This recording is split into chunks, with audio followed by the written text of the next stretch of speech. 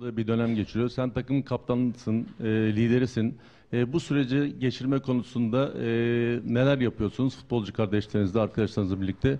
Onu öğrenmek istiyorum. Sayın Tedesco'ya da sorum. Yeni bir meydan okuma, yeni bir challenge. Ligde belki istenen sonuçlar alınmadı.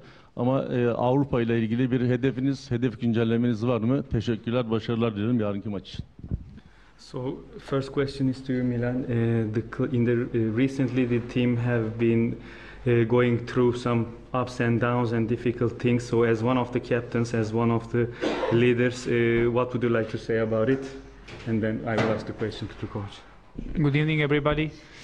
Yes, that's true. Especially in the last two games, the result and especially the performance was not on the level like I think have to be. But we have to handle it. It's our responsibility. I think the players' responsibility, because coach and his staff giving us always the maximum information, the maximum ideas how he wants us to perform and everything. So it's our responsibility. And tomorrow, of course, we wanna make a good game. We wanna win to bring back more positivity and start to win. Evet, belirtmiş olduğunuz gibi özellikle son iki maçta almış olduğumuz sonuçlar ve performans istediğimiz gibi değildi ama bununla baş edebilmemiz gerekiyor. Bu oyuncular olarak bizim sorumluluğumuz, çünkü teknik direktörümüz ve ekibi bize maksimum bilgiyi veriyor. Artık sorumluluk bizlerde, oyuncularda. Yarın da kazanmak istiyoruz, iyi bir maç çıkartmak istiyoruz. Tekrardan pozitiflik katabilmek için camiaya. Coach, so this is a new challenge, European competition. So how would you describe your target in European competitions? Well, good evening. First of all, I think when you coach Fenerbahçe, your target is always to reach the maximum, whatever the maximum means. But my philosophy is like never think too far, because if you think too far, there is always a risk to forget one step. So one step after the other. Tomorrow is a great game. Why? Because I love this competition. I had the luck to play already this competition with Leipzig till the half final. So it is great. It's a great competition, and that's why I'm very happy to play and to coach tomorrow. Öncelikle iyi akşamlar diliyorum. Fenerbahçe'nin teknik direktörü olduğunuz zaman her zaman hedefimiz her turnuvada maksimumu gerçekleştirmektir. Ama benim felsefem şudur: hiçbir zaman çok uzağa düşünmem. Çünkü eğer çok uzağa düşünürseniz bir adım atlama riskiyle karşı karşıya kalırsınız. Yarın da güzel bir maç olacaktır. Bu turnuvayı çok seviyorum. Ben de bir teknik direktör olarak bu turnuvada yer alma şansına erişmiştim. Daha önce Leipzig'le yarı finale erişmiştik. Güzel bir turnuva. Bu turnuvada teknik direktör olarak yarın maça çıkacak olmaktan dolayı çok mutluyum. Can I have two questions for Milan and one for coach? Okay, hi Milan, Marko Šepat, Croatian Nova TV. First of all, what do you know about Dinamo Zagreb? Like at Fenerbahçe, there is a lot of new faces. Do you know some names? I guess that you know Ismail Benacer from Serie A. Yes, good evening. First, nice to meet you. Yes, I know Benacer from Serie A. I know Niha Zayed. He played also for Fenerbahçe. These two guys I met already. The other guys, I don't think so. Or I'm not sure that if I played against. But yeah, Dinamo. I know from my ex teammates like Marcelo Brozovic or Liva. The Dinamo is the biggest club in Croatia. They have really good fans. But we are get used in this because our fans are also amazing. Our stadium it's fantastic, always fantastic atmosphere. So we are get used on this, and tomorrow we expect really good game. Soru şu şekilde: Dinamo hakkında ne biliyorsun? Fenerbahçe gibi orada da çok fazla yeni oyuncu var. Benacer'i Serie A'dan tanıyorsun. Dinamo hakkında ne bilgiye sahipsin? Kaptanımızın cevabı şu şekilde: evet, Benacer'i Serie A'dan tanıyorum. Aynı zamanda Miha'yı tanıyorum Fenerbahçe'den. Diğer oyuncularla daha önce karşılaştım mı emin değilim ama Dinamo'yu takım olarak biliyorum. Hem Brozovic'den hem Liva'dan. Şunu biliyorum ki Hırvatistan'ın en büyük kulübü, çok iyi taraftarları var ama biz bu duruma alışkınız. Çünkü bizim stadyumumuzda da her zaman harika bir atmosfer oluyor. Yarın güzel bir maç bekliyorum. My next question is about your ex-players. You played with Livakovic, with Brozovic, Perisic, at Sampdoria with Šimić and Budimir. I found even that you played at Žilina with Mate Jelic. So you have a lot of connections with Croatian players. Do you have some contacts with some of them? Yes, still with Marcelo, with Ivan Perisic, we are still in contact. I had always good relationship with them. We were friends also out of the pitch. So yeah, I played with lot of Croatian players, and we spent a really good time together. Soru şu şekilde: çok fazla Hırvat oyuncuyla daha önce birlikte oynadın. Hala iletişim halinde olduğun oyuncular var mı? Evet, hala Marcelo ve Perisic ile iletişim halindeyim. Onlarla iyi bir iletişimim vardı. Sağ dışarısında da arkadaştık. Dolayısıyla çok fazla Hırvat oyuncuyla birlikte oynadım daha önce. And one question for Mr. Hi, Mr. I talked with Domenico Livakovic 2 weeks ago, and he told me how crazy it is to be a player in Istanbul at Fenerbahçe. Not in bad way, but there is a lot of passion, but also a lot of pressure. You have been for a while now at Fenerbahçe. You have a lot of experience so far as a coach. Can you compare your previous jobs with this one? Yeah, I had different jobs already, but I think the most comparable job is probably Spartak Moscow, because yeah, it's also a huge club, a massive club with, I don't know, in whole Russia 30 million fans. Also with Schalke on a certain way, from the passion, from the emotions. So yeah, I'm used to it, and honestly, that's what I like. It's a little bit what I need. I like passion. I like also pressure. I like it because you can make people happy, a lot of people happy, and that's why I do this job. You're welcome. Grazie mille, credo. Soru şu şekilde: geçen haftalarda Livakovic ile konuştum ve kendisi İstanbul'da futbol oynamanın ne kadar çılgınca olduğunu söyledi. Tabii ki kötü bir anlamda değil ama hem tutku anlamında hem de baskı anlamında. Siz de bir süredir Fenerbahçe'desiniz. Geçmişte çalıştığınız yerlerle nasıl kıyaslarsınız Fenerbahçe'yi? Cevap şu şekilde: evet, farklı iş tecrübelerimle en çok kıyaslayabileceğim durum Spartak'taki durumum olabilir. Çünkü Spartak Moskova'da devasa bir kulüp, Rusya'da 30 milyon taraftara sahip bir kulüp. Aynı zamanda Schalke ile kıyaslayabilirim belli alanlarda, tutku ve duygu anlamında, ama ben buna alışkınım ki bu benim aslında istediğim şey, benim ihtiyacım olan şey bu baskıyı ve bu tutkuyu hissetmek. Çünkü siz bunu yaptığınız zaman çok fazla insanı mutlu edebiliyorsunuz. Ben de zaten bu yüzden bunu yapmayı seviyorum. Gamze Türk TV Bu Spor. Yarın için başarılar diliyorum hocam. Jose Mourinho, Şampiyonlar Ligi'ndense Avrupa Ligi Fenerbahçe için daha ulaşılabilir bir hedef demişti. Siz de kendisiyle aynı görüşte misiniz? Teşekkürler. So coach, previously Jose Mourinho said that Europa League is a more realistic target for Fenerbahçe compared to Champions League. Do you agree with him? Well, look, I didn't play the qualification games. I'm here since, I don't know, 13 or 14 days. So what was in the past, I can't judge. And for me, it's difficult to say we are a team for this competition or this. To be honest, if we would play Champions League tomorrow, I would not be sad also. And I think my players also not, because we want to achieve always the maximum. But as I told you at the beginning, I like this competition, because I think the last years it was valued, so the level is really high, and that's the reason why we are happy to play it.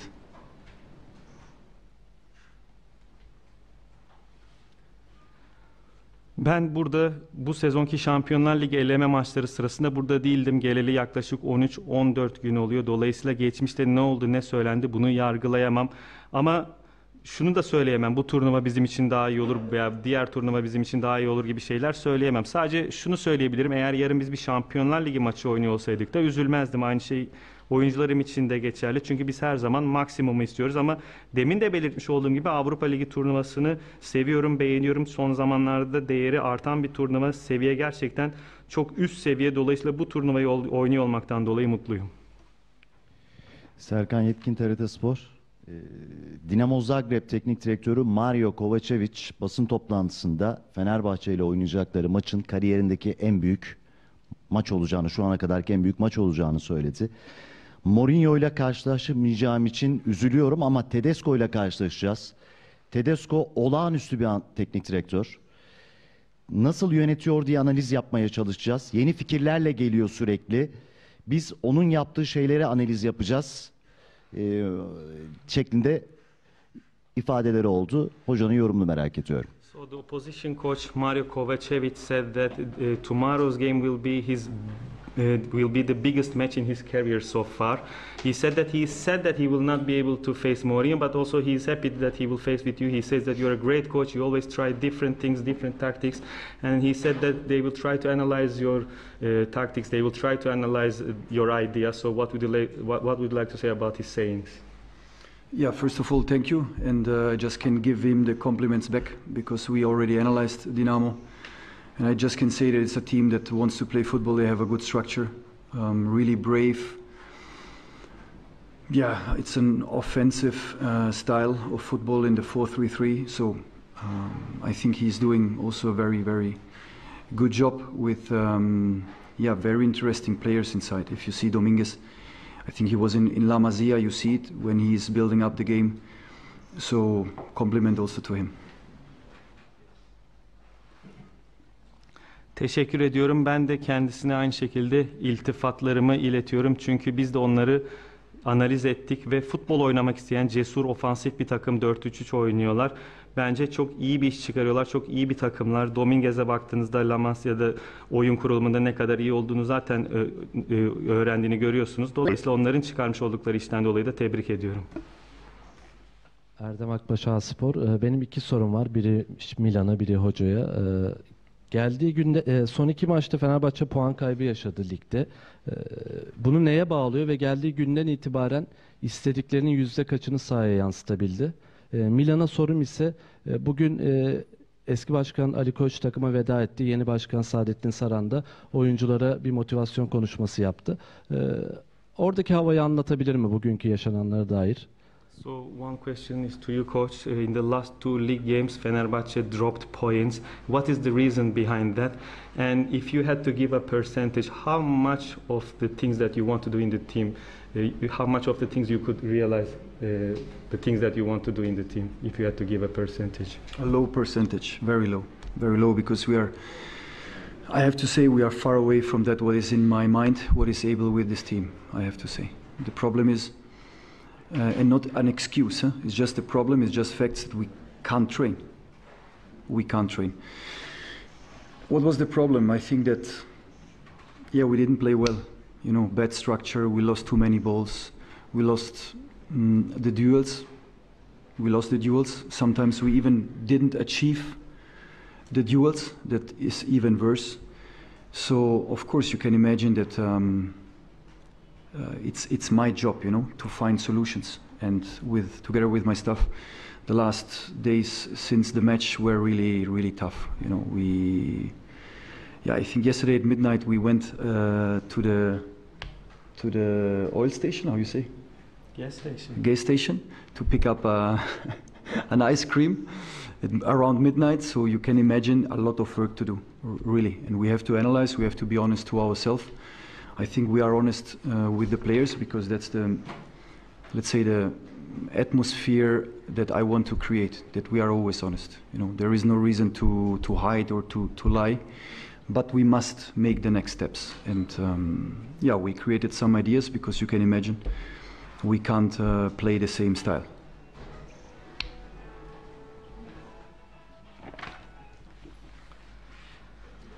Yüzdesel olarak çok düşük bir yüzde verebilirim. Çünkü şu anda benim istediğim seviyeden çok çok uzaktayız. Bunu bir problem olarak, bir problemimiz var. Bunu bir bahane olarak söylemiyorum ama çok fazla antrenman yapma imkanımız olmadı. Son maçlarda iyi futbol sergileyemedik. Pozisyon olarak sahada kötü bir diziliş sergiledik. Çok fazla top kaybettik. Çok fazla ikili mücadele kaybettik. Hatta zaman zaman daha da kötüsü ikili mücadeleye girmedik bile ama benim ve ekibimin işi bu durumu çözmek. Son dönem tabii ki bizler için zorlu geçti. Şöyle bir örnek verebilirim. Dün gece yarısı benzin istasyonuna dondurma almaya gittik. Bu da ne kadar yoğun çalıştığımızı gösteriyor. Çok fazla işimiz var yapmamız gereken. Çok fazla analiz yapıyoruz. Ama oyuncularımıza karşı her zaman dürüst oluyoruz. Nasıl bir şey istediğimize, nasıl bir atmosfer istediğimize dair dürüst oluyoruz. Zaten bunu saklamaya gerek yok ama adımlar atmamız gerekiyor. Çünkü bu şekilde oynayamayız. İstediğimiz gibi oynayabilmek için ilerlememiz gerekiyor, çalışmamız gerekiyor. So Milan, your question is that today Ali Koç came to the training ground to say goodbye and new president Sadettin Saran gave a motivational speech to the team. So how was the atmosphere there, if you can share with us? Yeah, when it's a lot of changes and some, let's say, goodbyes, and so it's sad, but we are here and we train and be focused for the game. Also, new president came and made the speech in front of everybody. So we didn't have a lot of time to speak. I know that we will have time to speak, but the most important thing is the game of tomorrow, and then we will time to do everything.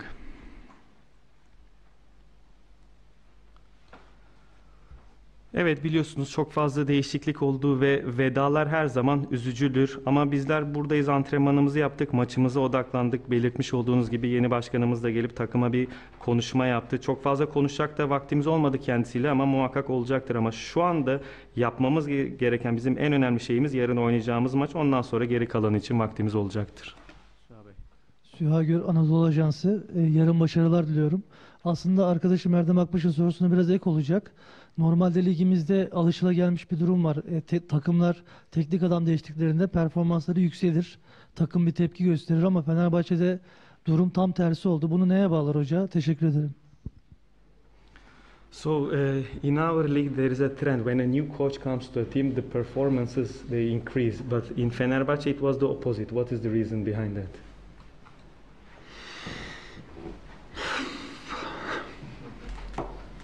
What can I tell you? I think, the first game was okay. You know, we won Trabzonspor. I think it was a lot of pressure on that game. The second game wasn't good, but we were really close to win it. Really close, but it was not good. And the third game was very bad. So this is the truth. But sometimes it's like this, you know, you must go down to go up. I think that if from the beginning everything is top, I think you would not have changed the coach. This is for sure. So some problems are there. This is nothing new. I'm not discovering America now. So it's clear that there are some problems, but we are working on them.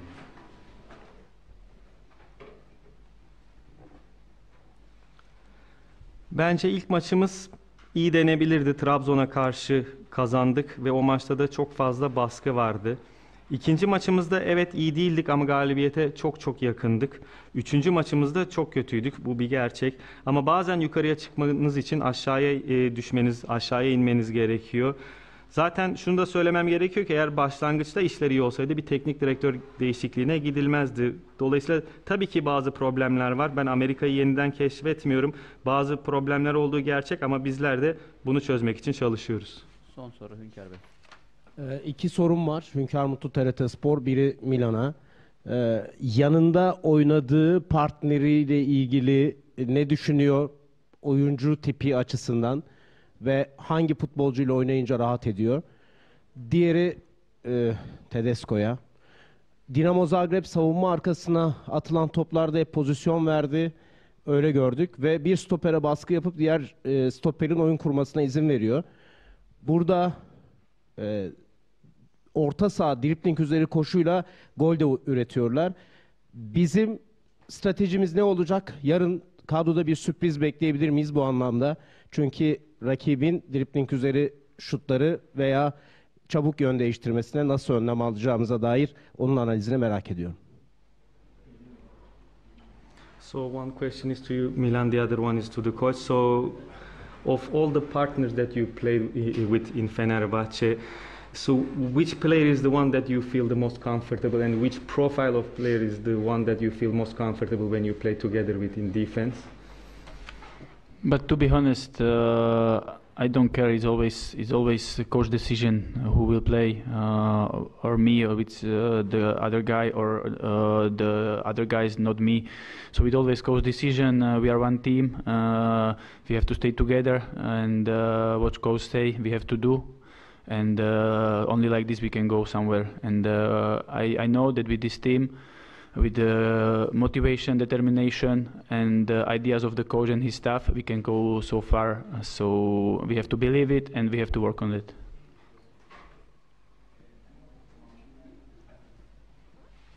Açıkçası benim kiminle oynadığım benim için hiç önemli değil. Tamamen hocamızın kararı. Ben ve yanımda başka biri oynamış veya ben oynamamışım, başka iki arkadaşım oynamış. Benim için önemli değil. Her zaman hocamızın kararı. Önemli olan takımımızın birlik olması ve hocamızın istediği şeyleri sahada sergilememiz. Biliyorum ki takım motive olduğu zaman, kararlı olduğu zaman ve hocamızın istedikleri yaptığı zaman çok ileri gidebilir.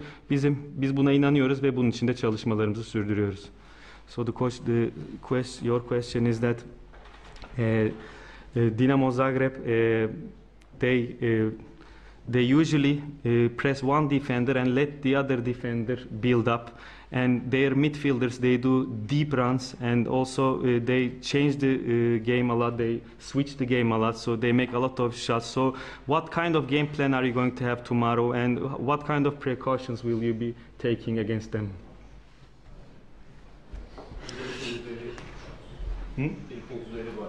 And then also they also dribble and shoot and they score goals like that. So what kind of precautions will you be taking against that? No, you are right. They are doing a lot of things on the pitch. They are doing a lot of things. And then, yeah, on a certain level you can't defend everything. This is clear. Also, they can't defend everything that we do. But important will be that we put on the pitch our game. This will be important, and the more we try it, the more we will succeed, because it's a process. To be dominant, to play brave, it's a process. You know, it's really a process, and I think we have to play here like this. Not just speaking about tomorrow, but in general with Fenerbahçe. I think this is the approach. We have the right club to do it. We have the right players to do it. We just need to implement it step by step, and sometimes you go down and then you go again up. It's part of the process. But you are right, they are doing all this stuff on the pitch.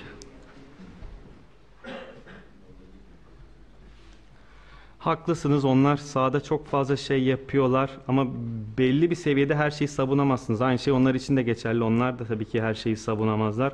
Ama önemli olan bizim kendi oyunumuzu sergilememiz. Bunu ne kadar çok denersek o kadar başarılı oluruz. Ama tabii ki bu bir süreç. Cesur oynamamız gerekiyor, dominant oynamamız gerekiyor ama bunları yapabilmek de bir süreçten geçiyor. Bizim sadece yarın değil, her zaman Fenerbahçe olarak böyle oynamamız gerekiyor ve böyle oynayabilecek bir kulüpteyiz, böyle oynayabilecek oyunculara sahibiz ama bunu uygulamak için adım adım ilerlememiz gerekiyor. Belirtmiş olduğum gibi bazen çıkışlar yakalamak için önce iniş yaşamanız gerekir. Bu da işin bir parçasıdır ama şu konuda haklısınız, belirtmiş olduğunuz şeyleri yapıyorlar sahada. Teşekkür ederiz, iyi akşamlar diliyoruz. Have a good evening. Thank you.